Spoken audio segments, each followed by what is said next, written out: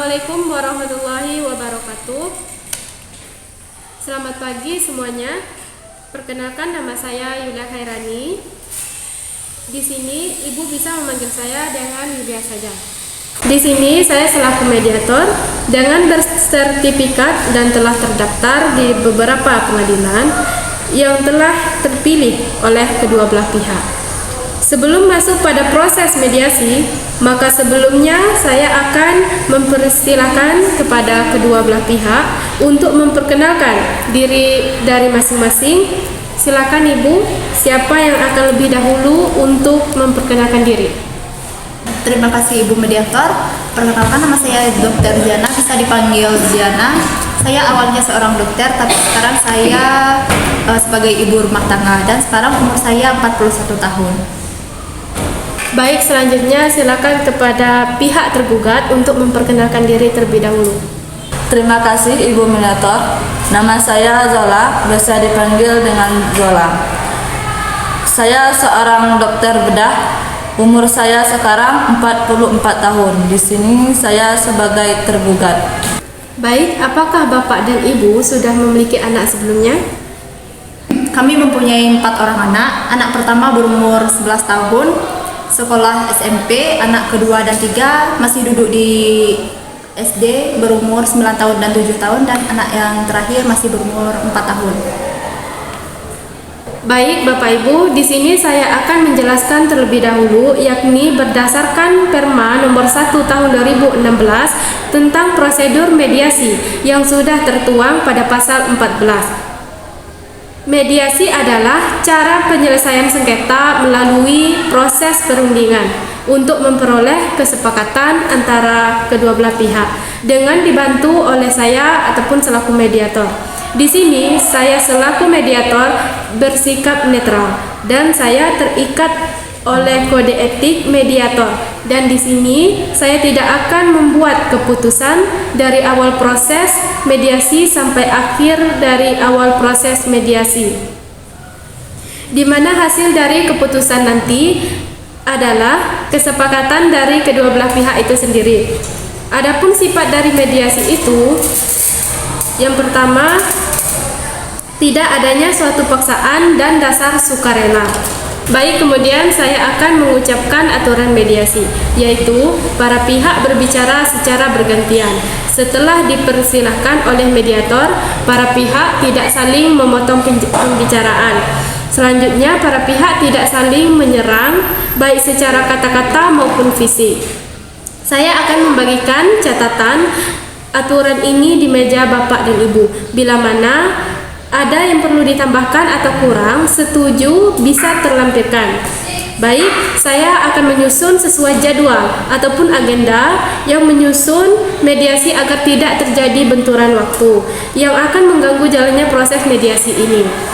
Agar tidak terjadi benturan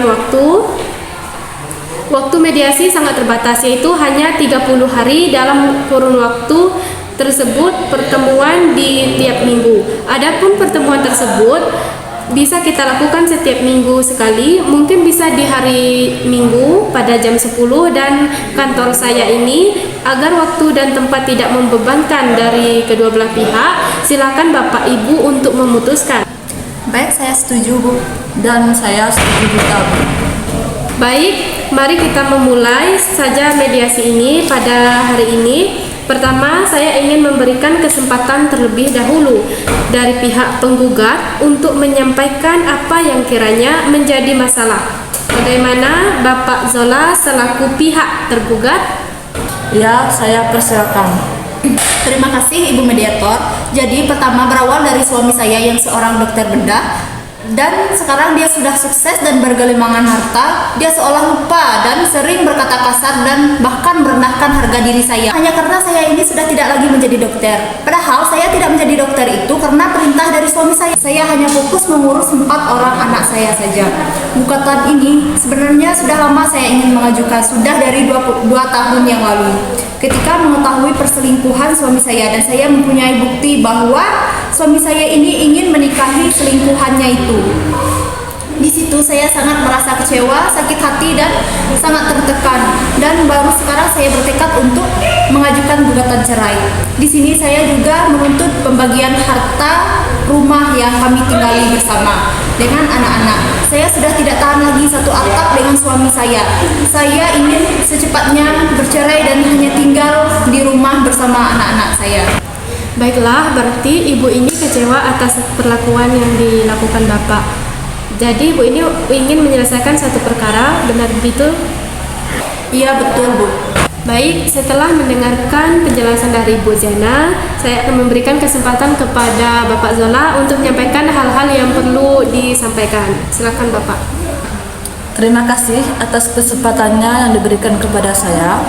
Baik, di sini saya akan meluruskan kepada pihak tergugat, yaitu kepada istri saya, bahwa sebenarnya saya tidak ingin bercerai, dan perlu saya tekankan lagi bahwa perselingkuhan ini sudah tidak ada.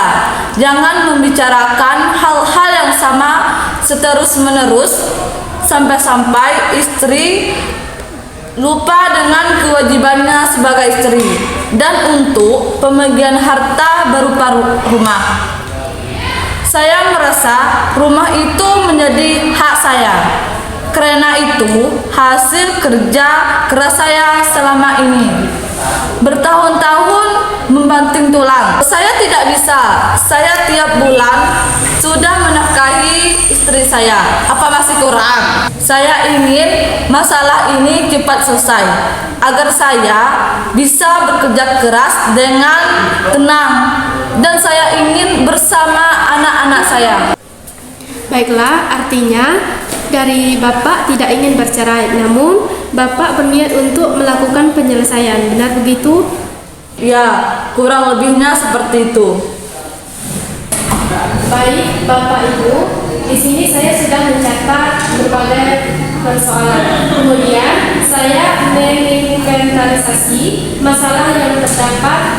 Ada 6 persoalan, di mana persoalan tersebut yang pertama adalah pembagian harta, yang kedua tentang perbuatan yang kasar, yang ketiga merasa tidak menghargai seseorang, yang keempat adalah mengenai tentang perselingkuhan, yang kelima tentang anak-anak, dan yang keenam tentang hak dan kewajiban.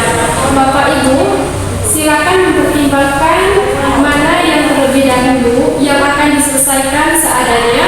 Boleh saya memberikan saran? Bagaimana bila nomor 5 terlebih dahulu? Baik, saya setuju. Ya, saya juga setuju. Baik, Bapak dan Ibu sepakat dengan nomor 5. Silakan ditandatangani terlebih dahulu. Fungsi dari tanda tangan hanya sebagai kuncian dan bukan untuk berkas acara. Silakan.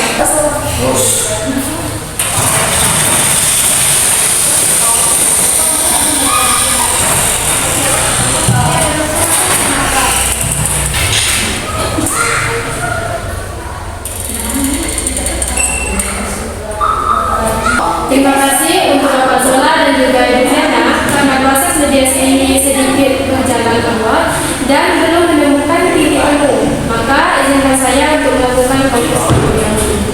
Baik, saya persilakan. Baik, saya Terima kasih Bapak Zola dan Ibu Ziana.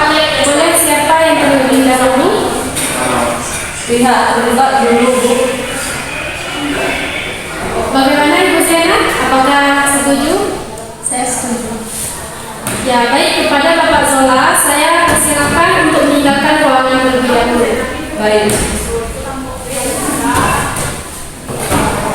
Terima kasih kepada Ibu Zena selaku penggugat dalam gugatan cerai ini. Saya ingin bertanya, Bu, apa yang sebenarnya terjadi? Jadi begini, Bu, perselingkuhan suami saya ini menyebabkan keretakan di rumah tangga kami, Bu. Jadi, apabila perselingkuhan itu tidak ada, maka tidak akan ada keretakan rumah tangga.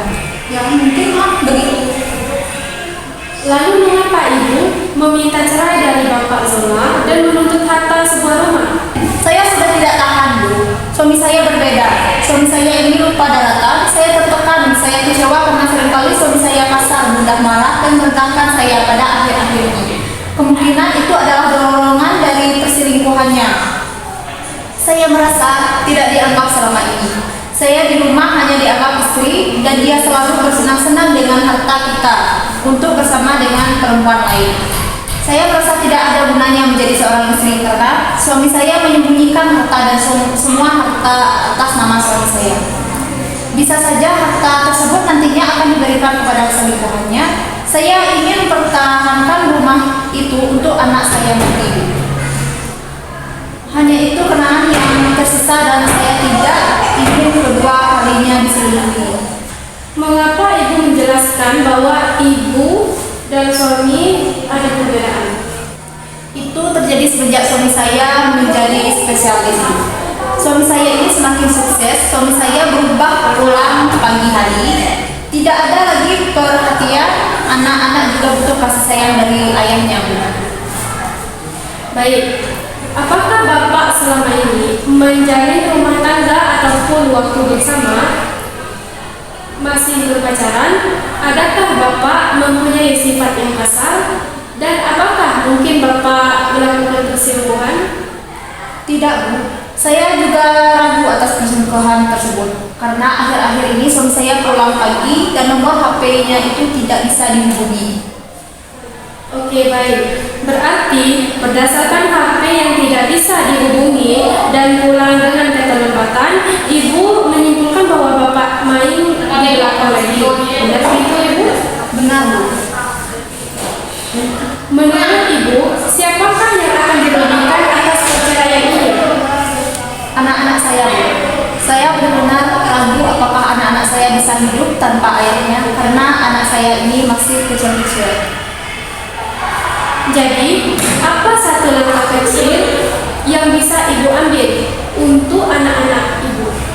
Rujuk, karena sebenarnya saya masih cinta dan terlebih anak-anak saya masih kecil, butuh kasih sayang kedua orang tua. Bagaimana cara menurut Ibu agar permasalahan ini cepat terselesaikan? Permohonan maaf suami atas selama ini yang telah dilakukannya. Baiklah, sekiranya fokus mediasi ini kita cukupkan sampai di sini dan kita akan melanjutkan penjadwalan ulang mediasi ini tentunya dengan kesepakatan kedua belah pihak. Apakah boleh hasil dari fokus ini saya ungkapkan di mediasi nanti? Ya, boleh. Karena fokus ini sebagai bahan analisa saya dan sembari Ibu merenungkan kembali untuk mempertimbangkan kembali keputusan untuk selanjutnya saya akan meminta kepada pihak tergugat dan juga tergugat untuk menyampaikan penjelasan kepada Ibu Zena. Silakan mendengarkan ruang ini. Terima kasih, mediator. Baik, terima kasih kepada Bapak Zola atas waktu yang sudah diberikan. Baik Bapak, saya ingin menyampaikan mengapa Ibu Zena sampai melayangkan gugatan ini. Mungkin karena ibu sedikit trauma karena perselingkuhan saya yang terdahulu. Maka dari itu apabila saya terlambat pulang, Ibu Ziana selalu cuek dan menuduh saya berbohong ketika saya pulang, padahal saya butuh perhatian karena lelah akan rutinitas saya di meja operasi. Baik, menurut Bapak, Ibu Ziana ada trauma di masa lalu sehingga apapun yang Bapak katakan menurut Ibu adalah salah. Benar, Ibu. Mengapa Ibu Ziana tidak percaya dengan Bapak Zola? Karena saya belum melakukan permintaan maaf dengan kesalahan saya dulu dan saya menyembunyikan harta saya sendiri, padahal harusnya harta suami juga termasuk harta istri dan anak-anak. Rezeki suami adalah di istri. Bagaimana caranya menurut Bapak agar permasalahan ini segera terselesaikan? Saya akan melakukan permintaan maaf dan berjanji untuk lebih memanusiakan istri saya dengan memberi kepercayaan penuh atas harta kami. Oke, baik Bapak. Fokus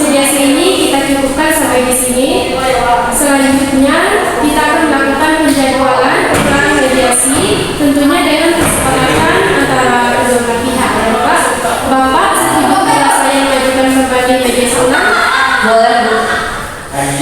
Apakah boleh hasil dari fokus ini nanti saya lakukan mediasi? Boleh, silakan. Baiklah, Bapak, pada pertemuan mediasi siang ini kita telah mencapai kata sepakat Bapak karena ikhtiar baik dari Bapak Zola dan juga Ibu Dr. Ziana telah sama-sama menghadapi ataupun melakukan permintaan maaf terhadap masing-masing kedua belah pihak. Selanjutnya, karena pada dasarnya masih ada rasa cinta dan juga yang memikirkan nasib kedua belah pihak dan juga anak-anaknya yang masih kecil dan masih membutuhkan kasih sayang dari kedua orang tuanya. Apakah benar begitu, Bapak Zola? Iya, benar, Bu.